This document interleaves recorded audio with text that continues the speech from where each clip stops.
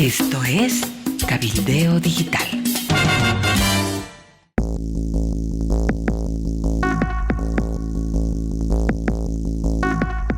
Hola, ¿qué tal? ¿Cómo están? Un saludo cordial. Aquí comienzan las noticias de último momento.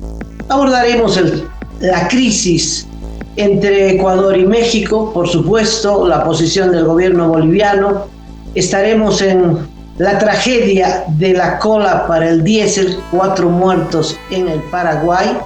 Estaremos en la crisis frontal entre las dos fracciones del MAS, quién ganará. Y además estaremos hablando del problema en el Tribunal Electoral. Dina Chuquimia terminó por renunciar, dándole paso al proyecto del presidente Luis Arce Catacora. Estos temas y varios otros más. Empecemos con la crisis Ecuador-México. Hola, Cacho, ¿cómo estás? No sé si podríamos empezar con un resumen. Hola, Amalia, hola, amigos. Estamos asistiendo a una especie de sismo político entre México y Ecuador, que tiene un antecedente bastante largo. Está vinculado, por ejemplo, con el caso Metástasis, que se abrió el año pasado y que tuvo como uno de sus personajes centrales a un narco que murió en una de las cárceles en Ecuador. Estamos hablando de Leandro Norero, que últimamente se descubrió que desde la cárcel, desde una de las cárceles de Ecuador, se comunicaba directamente con el expresidente Rafael Correa a través de teléfonos celulares, esto por una declaración de su compañero de celda. También está el antecedente de la trágica muerte, del asesinato del candidato a la presidencia, el periodista Fernando Villavicencio.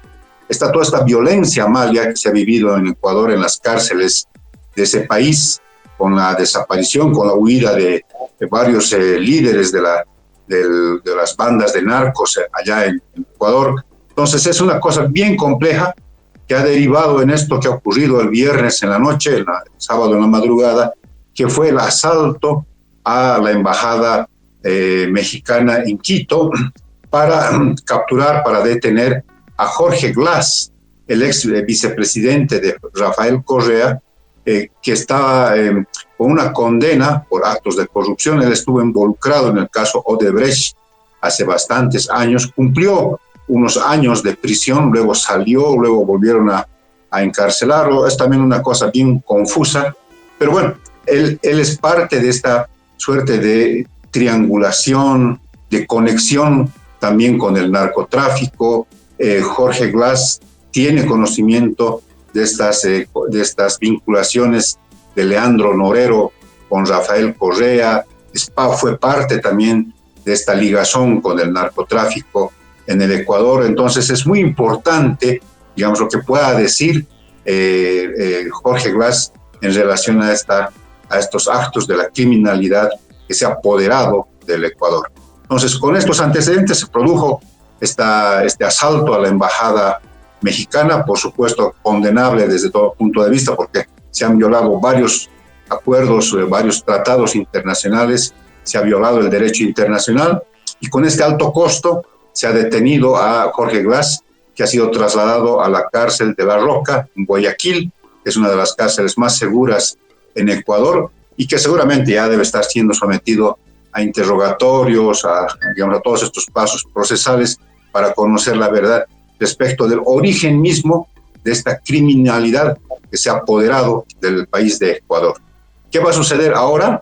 Se ha anunciado la canciller de México, la señora Alicia Bárcena, que se va a denunciar a Ecuador ante la Corte Internacional de Justicia en La Haya por precisamente violación al derecho internacional, por violación al territorio mexicano, que es la embajada en Quito, y entonces va a empezar todo un pleito internacional por este tipo de invasiones, por este tipo de asaltos a la embajada azteca en Quito.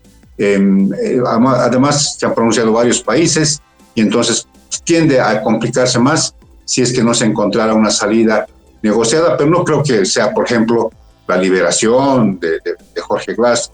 No creo. Alguna cosa va a ocurrir que no pase, que no va a pasar necesariamente por la liberación del ex vicepresidente de Ecuador. Bueno, eso es importante anotar. Jorge Glass era el vicepresidente de Correa. Está metido hasta el cuello en actos de corrupción, al igual que Correa. Correa tiene también sentencia, pero se fue a Bélgica y allí se quedó con asilo en Bélgica. Y Jorge Glass se refugió en diciembre pasado en la Embajada de México para evitar ser detenido precisamente.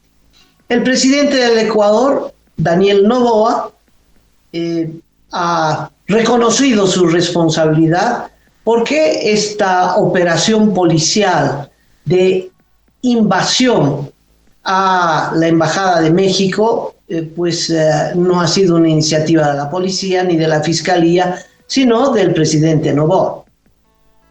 El tema es que hay una necesidad en Ecuador, después de todos los acontecimientos que tú has mencionado, la irrupción del narcotráfico, de hacer justicia. Entonces, querían que Jorge Glass vaya a prisión, cumpla su sentencia. Pero claro, si estás en una embajada, Cacho, no te pueden tocar, ¿no? Es piedra libre, no pueden tocar. Hay 6 refugiados de la oposición venezolana en la embajada argentina. El régimen de Maduro ha presionado, les ha cortado la luz, en fin, pero sería terrible que Maduro se entre en la embajada argentina y tome presos a los 6 refugiados. No importa qué color político, hay una convención, la Convención de Viena del 61, que establece las normas precisamente para evitar enfrentamientos entre los países.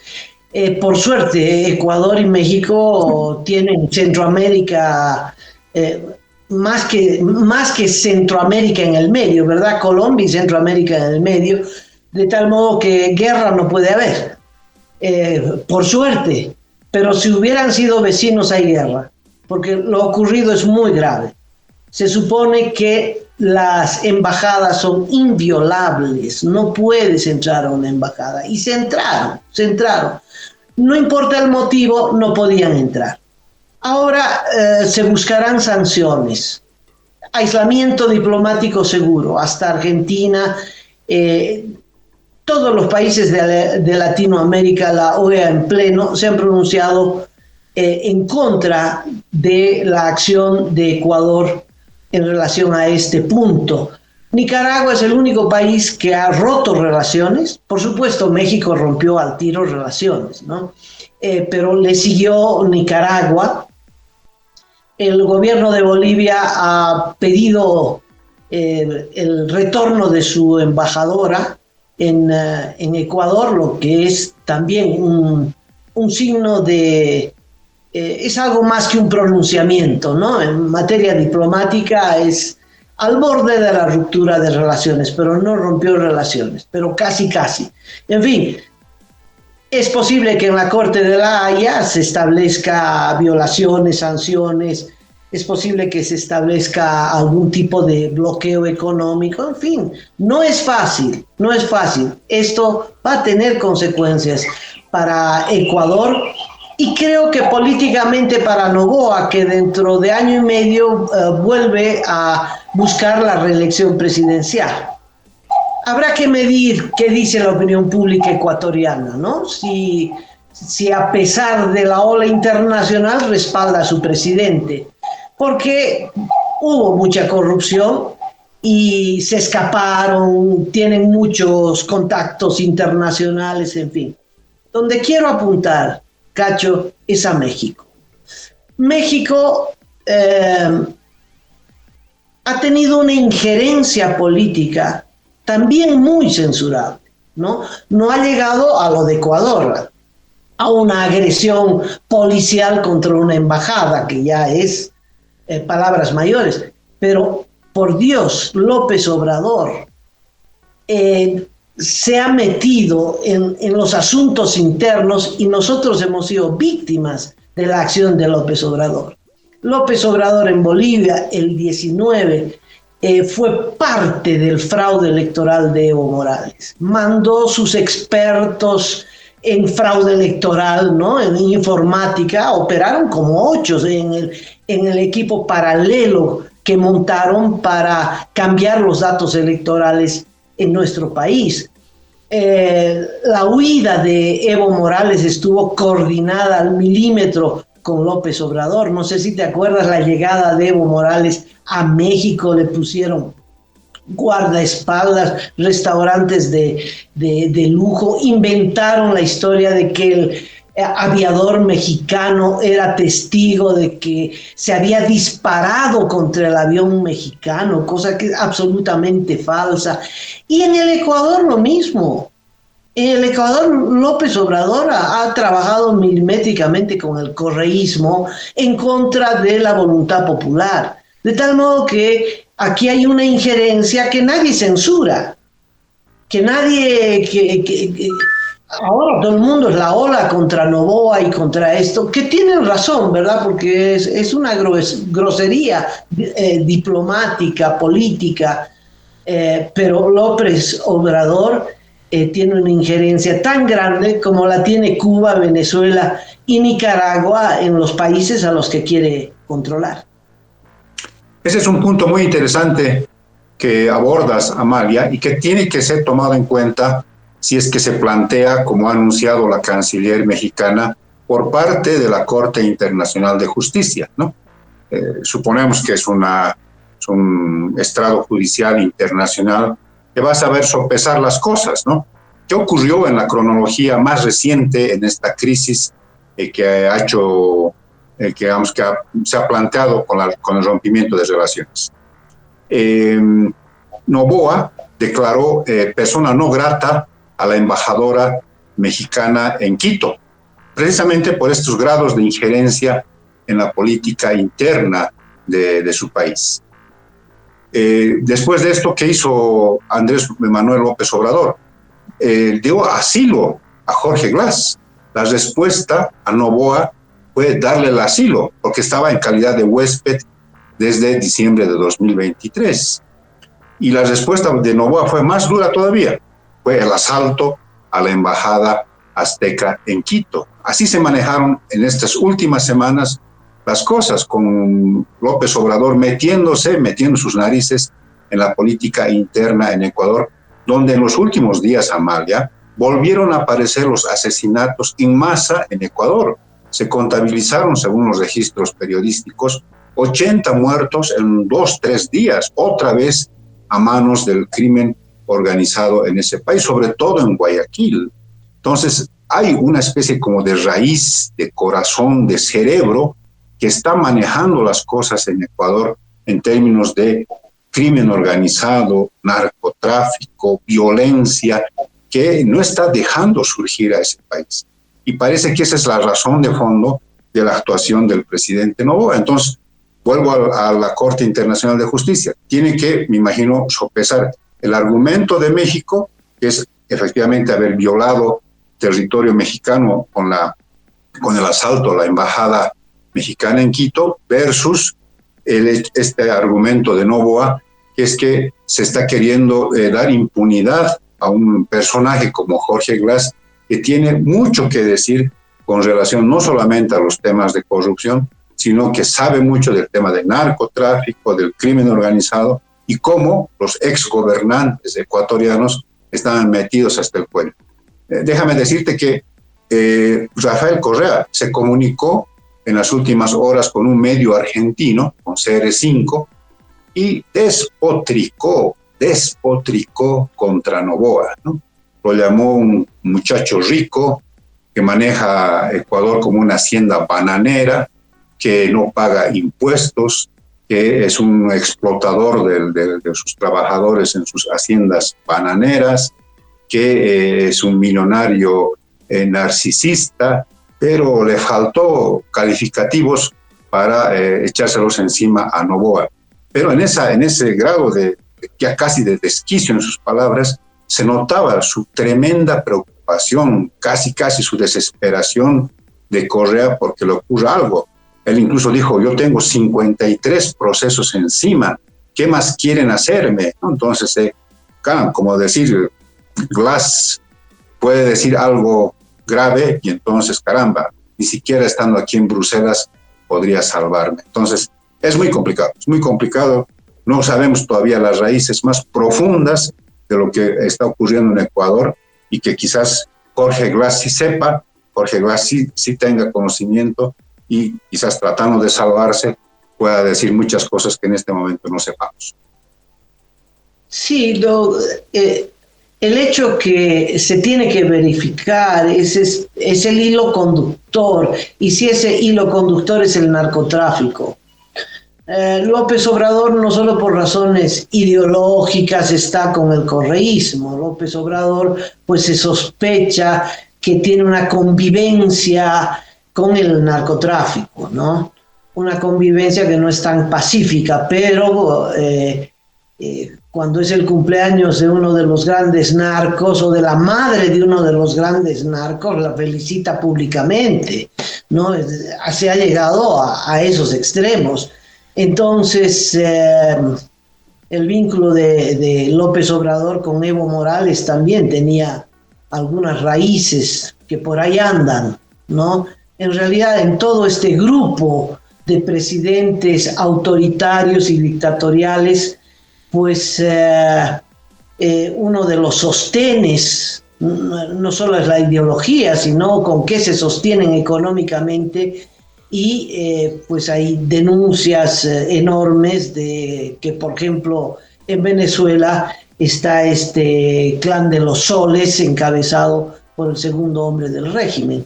En fin, Cacho, como sea, la conclusión es que habiendo todo esto por debajo, Noboa metió las patas. No podía agredir un recinto diplomático.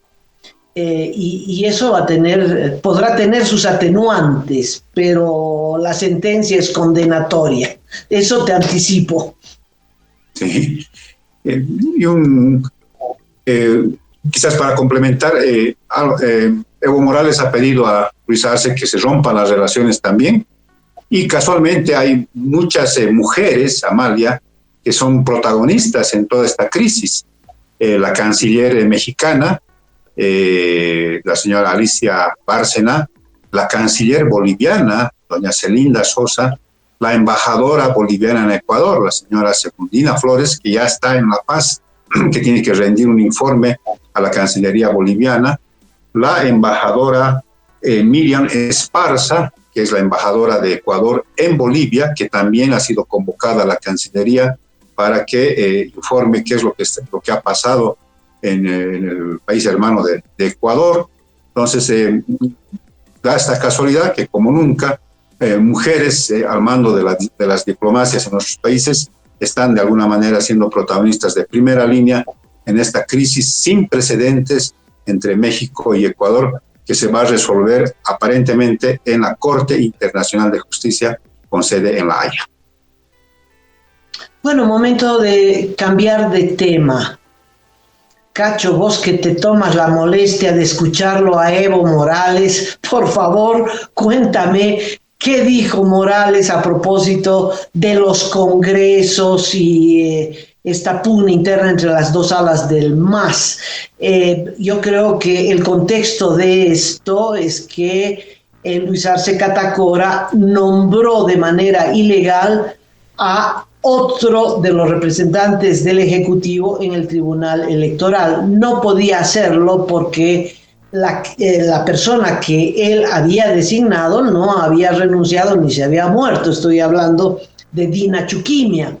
Pero después de esta designación ilegal, Chuquimia tuvo que renunciar, ¿no? Yo creo que presionada y sin aval político, en fin, renunció, y con su renuncia da paso a el nuevo delegado es un delegado, es alguien que el Ejecutivo nombra, pero no es su representante porque no responde al Ejecutivo. Debería, aunque no es así, ser completamente autónomo dentro del Tribunal Electoral. Con seguridad, este delegado de Arce Catacora será el nuevo presidente del Tribunal Electoral, Cacho Hassen Teufel, está de salida y es evidente que este personaje se estrenará desde la presidencia del Tribunal Electoral. Es una ficha importante en este juego de poderes, en este juego de tronos entre Arce y Evo Morales. Ahora veamos qué ficha movió Evo Morales. Es muy importante lo que ha señalado en términos de detalles, porque en los detalles a veces está, digamos, lo importante. Lo que hizo Dina Chuquimia el día que se conoció el decreto y la designación de Gustavo Ávila, fue decir, yo no renuncié. Lo ha dicho públicamente, eso está registrado en una entrevista al programa Noche sin Tregua de Jorge Tejerina, y luego fue replicado por varios medios de comunicación escrito. Si renunció después, es una renuncia ex post, ¿no? Que me imagino que en términos de papeles va a tener una fecha anterior, pero públicamente renunció después de que fue destituida, por graficarlo de alguna manera. Entonces, esto que muestra, ¿no? Que era una designación mal hecha, ¿no? Fue una designación al margen de la Constitución, que establece que solamente pueden cambiarse los de los vocales que representan al órgano ejecutivo por renuncia o por muerte del vocal o la vocal. Entonces, es una designación, es una renuncia ex post, mal hecha. ¿Qué ha hecho Evo Morales este fin de semana, este domingo, en Radio Causa Chuncoca? Volvió a marcar los ritmos de este juego de tronos que tú muy bien calificas, Amalia, y mostró en su programa una respuesta del secretario de Cámara, don Fernando Arteaga, que es el secretario de Cámara del Tribunal Supremo Electoral, que está fechada el 4 de abril, jueves 4 de abril, que dice, está dirigida a don Evo Morales como presidente del MAS, a don Gerardo García como vicepresidente de ese partido, y a don Diego Jiménez, que es el delegado titular del MAS ante el órgano electoral. Dice la respuesta que, revisadas las cosas, porque te acordarás que el levismo le entregó dos opciones de fecha de Congreso, el 4 o 5 de mayo y el 10 de junio, porque había una confusión ahí que el propio Tribunal Supremo de Justicia, Supremo Electoral, había generado. Bueno, dijeron, en atención a su estatuto interno del MAS, damos por confirmado que el Congreso debe realizarse el 10 de junio, atendiendo precisamente lo que señala su estatuto interno. Entonces, rápido agarró don Evo Morales el programa, le hizo leer al presentador, al periodista que siempre lo acompaña, y claro, está clarísimo entonces que el Congreso se realiza el 10 de junio, y don Evo Morales dijo, va a ser entonces el 10 de junio en el Coliseo, en el estadio de Villa Tunari, en el estadio bicentenario de Villa Tunari, en pleno trópico de Cochabamba. Entonces vamos a organizarnos. Esta semana que viene vamos a convocar a las confederaciones de campesinos, bartolinas, interculturales, y vamos a llenar el estadio de Villa Tunari. Va a ser el congreso más grande del partido, más grande del país, y entonces ahí se van a tomar todas las decisiones. ¿A dónde apuntarán estas decisiones? En mi criterio es a renovar parte de la Dirección Nacional, seguramente los principales cargos quedarán más ratificados, y quizás ahí también se decida que la candidatura a la presidencia del MAS se defina por las famosas primarias cerradas entre militantes. Entonces, si eso es así, ganará la partida don Evo Morales, y si es una forma también de quedar ante el Tribunal Supremo Electoral con todas las cosas legales. O sea, se está moviendo en este marco de la legalidad que estableció el propio órgano electoral, y entonces la salida quedará fino, con todo cumplido, tal como está diciendo el órgano electoral, y adelantándose incluso a la acción dentro del Tribunal Supremo Electoral de de don Gustavo Ávila y eventualmente a la presidencia de este nuevo personaje. Así que está marcando los ritmos, está adelantándose, no hay en este momento respuesta del arcismo, así que esperemos qué es lo que ocurre en las siguientes horas. Bueno, Luis Arce ha quedado en offside, Cacho, porque el congreso que organizaba el oficialismo para mayo próximo podrá realizarse, pero no tiene valor electoral. Ha quedado desautorizado como la instancia para elegir directivas del MAS y candidaturas del MAS. Chao. O sea, el arcismo no quedó afuera. Evo Morales, en su congreso, va a ratificar como candidato a Evo Morales. Punto, fin. No van a jugar a las internas. Es que no tienen por qué. Después ellos, la fracción evista, puede armar internas para ratificar la candidatura de Evo Morales, pero de ninguna manera van a cruzar aguas con el arcismo. Al revés, con ese instrumento que le ha dado el Tribunal Electoral, sorpresivamente, Cacho, Evo Morales ya ganó la partida legal. Salvo que por eso Arce ha hecho este cambio, porque Chuquime respondía a Evo Morales. Por eso la sacan. Ahora ponen a otro personaje en el Tribunal Electoral y van a ver si puede dar vuelta a la tortilla, ¿no? Pero con uno solo lo veo difícil. Pero de momento, la partida la está ganando Evo Morales. Así es, Amalia, y eso tiene que ver con que todavía le queda un as bajo la manga al arcismo, que son los prorrogados. No nos olvidemos, Amalia, amigos, que siempre hemos dicho en el programa que tiene al Tribunal Constitucional como el arma como para terminar de enterrar a Evo Morales y sus pretensiones de ser nuevamente candidato a la presidencia. ¿Qué pasó en las últimas horas, Amalia?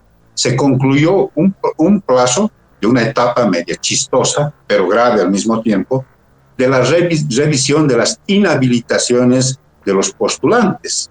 Esto concluyó hacia el fin de semana, se han publicado este domingo los nombres de los que lograron volver a la carrera para ser magistrados de justicia y, oh sorpresa, 9 prorrogados están ahora en carrera. Muchos de ellos han vuelto por esta etapa de revisión de las inhabilitaciones. Y a continuación, Amalia, me permito leerte los nombres de estos prorrogados que están en carrera hacia las diferentes magistraturas de justicia. Se trata de José Antonio Revilla, Ricardo Torres, Olvis Egues, Marvin Molina Casanova, René Iván Espada, Juan Carlos Berríos, Ponciano Ruiz Quispe, que es suplente, magistrado suplente, y las magistradas, sobre todo del Tribunal Agroambiental, Marina Durán Miranda y Mariana Montenegro Áñez. 9 prorrogados que están en carrera, muchos de ellos seguramente llegarán a la papeleta electoral para las elecciones judiciales, si es que hay elecciones judiciales en nuestro país. Sí. Como tú dices, es un as bajo la manga, pero poderosísimo. As de corazones, Cachito, porque Evo Morales se proclamará como el candidato del MAS y querrá inscribir en el Tribunal Electoral su candidatura. Inmediatamente el arcismo recurrirá al Tribunal Constitucional para que lo inhabilite y lo van a inhabilitar, ya sea con los prorrogados ahora, si es que esta elección judicial se posterga, pues los tiene a los prorrogados en el Tribunal Constitucional. Y lo más probable, si es que se realizan las elecciones para las judiciales, entonces cuando esto que tú mencionas, que después de haber sido observados, los admiten nuevamente y los ponen nuevamente en carrera, es que son los caballitos del corregidor, son los caballitos de Luis Arce Catacora, ¿no? Y eso quiere decir que son los que tienen mayor probabilidad de ganar. Y si Arce logra controlar el Tribunal Constitucional, Evo Morales no será candidato. Podrá quedarse con la sigla del MAS, pero no será candidato. Así están moviéndose las aguas, amigos, en el tema político de nuestro país. Ya hemos revisado lo que está ocurriendo en la región, con México y Ecuador, lo que está ocurriendo políticamente en nuestro país, pero también tenemos que anotar algunos otros temas que tienen que ver con el aspecto económico. Estoy cambiando de tema, Amalia, y se ha conocido en los últimos días que 400 conductores de cisternas, les llaman los cisterneros, se encuentran varados en una localidad que se llama San Antonio, en Paraguay, y de estos 400 compatriotas bolivianos, 4 habrían fallecido en los últimos 20 días en unas condiciones casi infrahumanas, mucho calor, están prácticamente abandonados a su suerte, se les ha acabado el dinero, comen lo que pueden allá en esa región paraguaya, y hace unos días murió un último boliviano, su familia se movilizó para repatriar los restos de su familiar fallecido en Paraguay. La red Unitel ha enviado a un periodista que esta mañana hizo varios despachos desde el lugar, y las condiciones en las que están realmente son lamentables.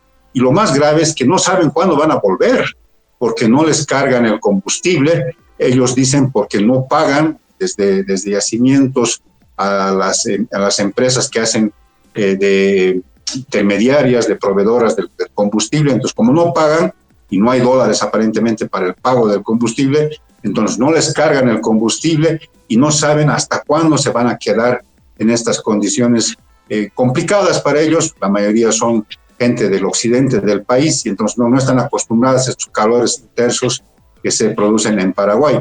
Entonces claman ayuda, claman de alguna manera apoyo, pero sobre todo certezas para saber cuándo van a cargar el combustible y estar retornando con sus cisternas hacia territorio boliviano. 4, Cacho. Han muerto 4 en la cola. Al primer muerto ya se requería la intervención decidida del gobierno. Es que están en la cola hace un mes, eso es importante decir. Hace un mes que el gobierno no paga, porque ahí no corren los yuanes, ¿no? Ahí corren los verdes. Paraguay no es productor de petróleo, Cacho, ni de gasolina, ni de diésel, ni de nada, ¿no? Paraguay, como Bolivia, compra de terceros y le revende a Bolivia. Es la empresa estatal paraguaya la encargada de comprar en la Argentina o donde consiga el diésel en cantidad, hay diésel en todo lado, y lo revende y gana de revenderle a Bolivia. Eso podía hacer yacimientos, pero no lo hace la empresa estatal paraguaya. Paraguay no produce gas ni petróleo, es igual que Chile y también el Uruguay, países donde no faltan los carburantes. No faltan los carburantes porque no le faltan dólares. Y Bolivia está en la cola en Paraguay hace un mes. En ese mes, en esa cola, pues en el mes se les acabó la plata, se les acabó la comida, el agua, el calor, como tú dices, es un calor sofocante, nadie que los asista, no hay médicos, no hay baños. Cacho, esto es muy grave. ¿A quién le vas a echar la culpa de esas muertes? Yo creo que hay responsables, ¿no?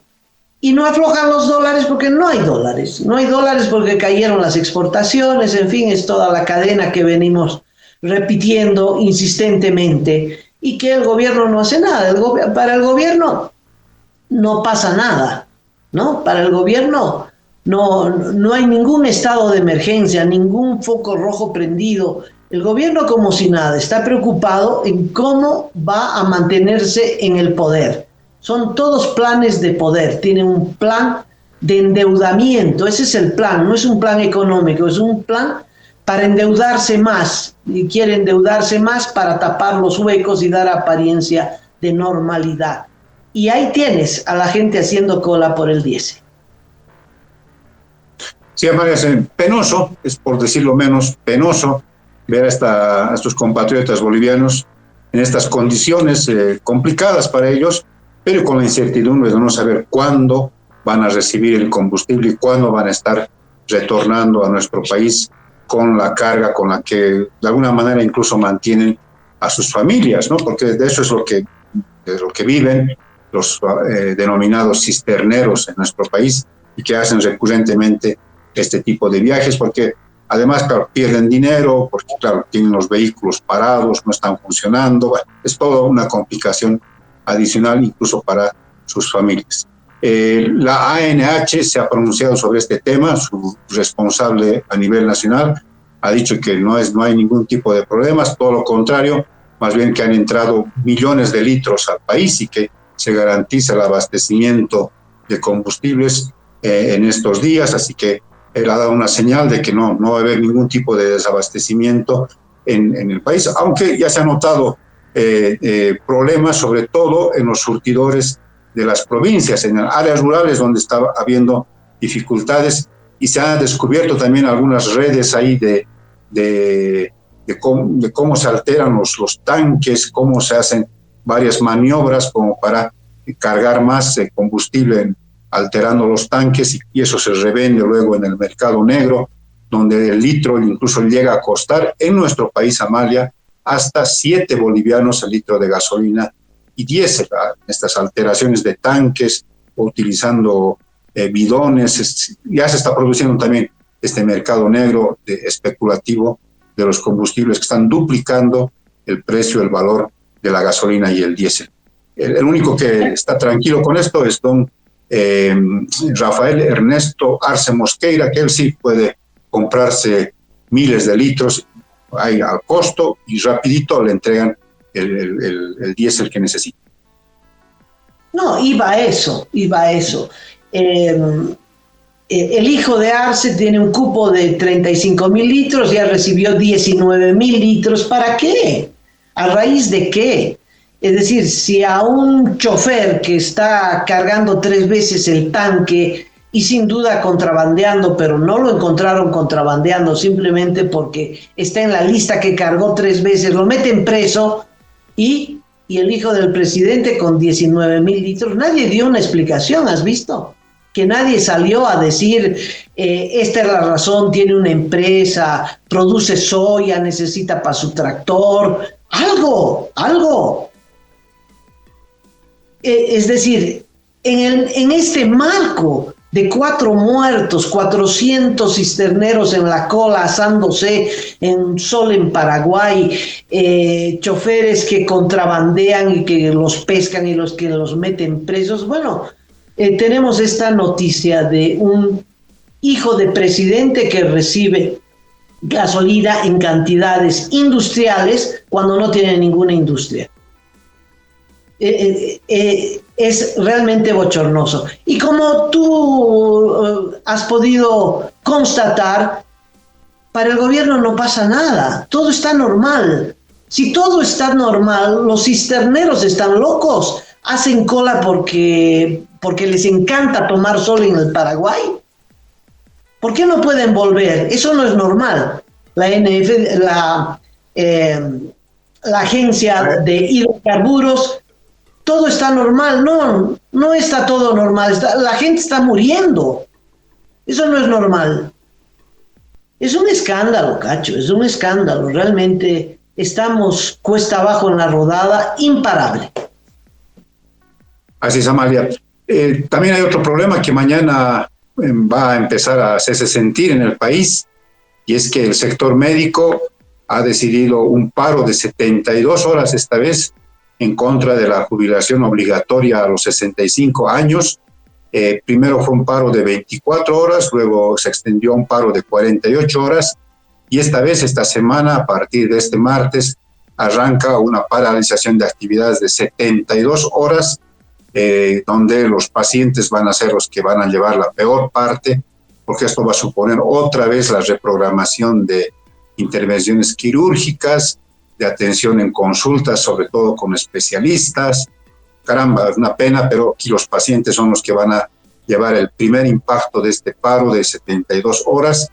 Yo me animo a plantearles, quizás revean otro tipo de medidas de presión.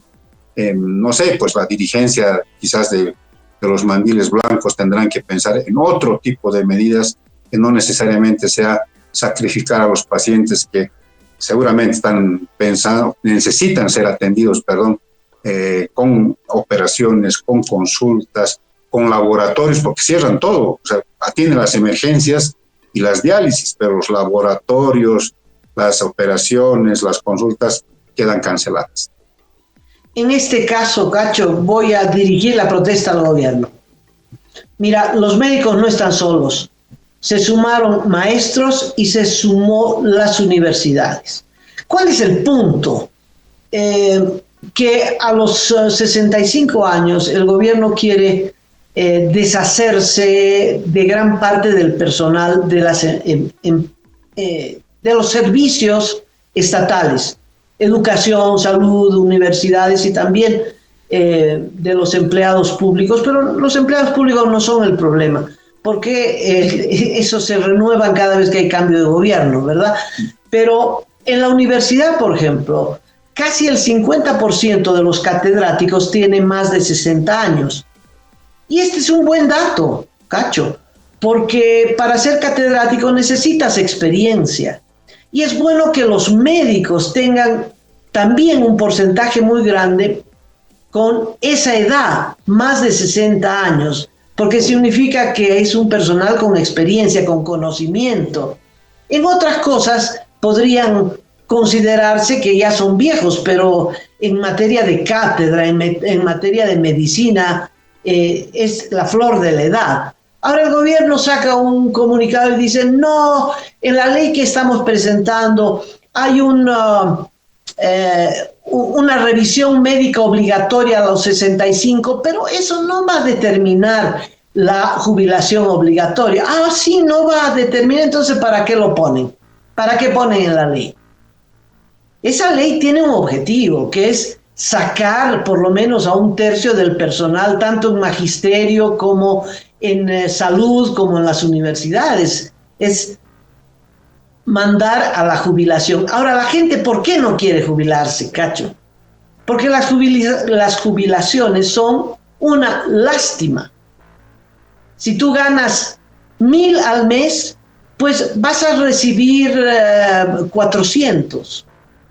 Es una caída de ingreso dramática. El único sector que se jubila cuanto antes porque sigue percibiendo el 100% son los militares. El resto de los trabajadores no es así. Entonces, hay una razón casi de vida o muerte en esta pelea. Retiren de esa ley que el gobierno está pero pechando para que la aprueben en el Parlamento, retiren el párrafo que dice que todos los trabajadores a los 65 años tienen que someterse a un examen médico. ¿Para qué quieren el examen médico? Ah, estás enfermo, entonces te jubilas al tiro. El gobierno alega, pero puede ser un médico privado, un médico... No, a partir de ahí abren la llave para despedir a cualquier cantidad de trabajadores en el sector salud. A esto se agrega otro detallito, que hacen un fondo para beneficiar a los que a las rentas más bajas. Pero ese fondo no lo aporta el gobierno, sino que le descuenta al trabajador que por beneficio propio, porque se rompió el alma, las pestañas estudiando y seguramente consiguió un buen empleo, tiene una buena jubilación. Le quitan, le meten la mano al bolsillo, le decomisan su renta y esa renta la pasan a otro trabajador que pues no tuvo la fortuna tal vez de estudiar o de conseguir un buen trabajo y tiene una renta muy baja. Que le compense pues el gobierno si es tan solidario. ¿Por qué le va a compensar otro trabajador? Ahora, lo más grave es que al quitarle al trabajador que gana un poco más y la pone en este fondo solidario, nadie sabe cómo se va a manejar el fondo solidario, porque está en manos ya no de las AFP, sino de la gestora, que son empleados de la presidencia. Entonces, cuando les falte plata, también van a usar este fondo solidario, porque no se sabe cómo manejan esa plata. Se supone que es para mejorar las rentas de los que ganan menos, pero bueno, el fondo está ahí y puede ser utilizado como sea, incluyendo toda la plata de la gestora, que es la reserva que tiene Arce para salvar la situación económica. Sí, Amalia, es un problema muy, muy complicado.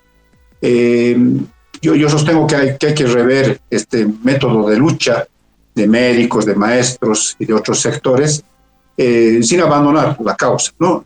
A mí me preocupa que el gobierno, en esta su estrategia de jubilar forzosamente a los 65 años con este mecanismo del examen médico, esté por generar una pelea, una especie de disputa entre viejos y jóvenes, que al final somos bolivianos todos, ¿no? Que los jóvenes empiecen a cuestionar a los viejos experimentados, a los que logran niveles de sabiduría, incluso en sus respectivas áreas de trabajo, ¿no? ¿Por qué? Porque necesitan los trabajos, porque necesitan esos espacios, cuando el gobierno no crea las condiciones de empleo para las personas que están saliendo o están ingresando al campo laboral. A mí me preocupa mucho de que comience una pelea generacional entre viejos inservibles para los jóvenes y entre los viejos que quieran defender sus años de experiencia, su sabiduría de alguna manera ganada por los años en los que trabajan. Es lamentable, pero así están las cosas en nuestro país. Bueno, dicho todo esto, Amalia, nos despedimos con el programa hasta mañana, veremos qué es lo que pasa. Vamos a estar atentísimos a esta demanda internacional que va solamente a interponer México contra Ecuador en la Corte de la Haya, en la Corte Internacional de Justicia, pero también todo lo que ocurra en nuestro país, sobre todo con los cisterneros que están pasándola muy mal en Paraguay. Estaremos dando cuenta de esto y otros temas mañana en nuestro programa de Último Momento. Gracias, Cacho, gracias a todos los amigos y será hasta mañana.